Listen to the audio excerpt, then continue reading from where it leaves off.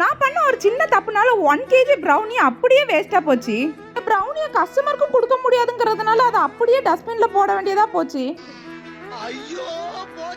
ரீசெண்டா ஒரு கஸ்டமர் எனக்கு 1 kgல ப்ரௌனி டவர் ரெடி பண்ணி தாங்க சிஸ்டர்னு கேட்டிருந்தாங்க. இது தைப்பூசங்கிறதுனால எங்க அம்மா எக் கலந்ததெல்லாம் சாப்பிட மாட்டாங்க. அதனால பண்ற ப்ரௌனியை எக்லெஸ்ஸா பண்ணி தந்துருங்கன்னு கேட்டாங்க. நானும் இதுவரை நிறைய கஸ்டமருக்கு எக்லெஸ் ப்ரௌனி பண்ணி கொடுத்துருக்கேன். எல்லாமே நல்ல ஃபட்ஜியாகவும் நல்ல கிரிங்கிள் டாப்பாகவும் தான் கிடைச்சிருக்கு. ஆனால் இதில் நான் ஒரு தப்பு பண்ணிட்டேன். எக் பேஸ்ட் ப்ரௌனிக்கு போடுற பட்டரை விட எக்லெஸ் ப்ரௌனிக்கு கொஞ்சம் பட்டர் கம்மியாக தான் யூஸ் பண்ணணும். ஆனால் ஏதோ ஒரு ஞாபகத்தில் எக்ஸ்ட்ரா ஒரு 25 கிராம்ஸ் ஆட் பண்ணதுனால ப்ரௌனி ரொம்ப பட்டரியாகி சாப்பிட முடியாத அளவுக்கு ஆயிடுச்சு.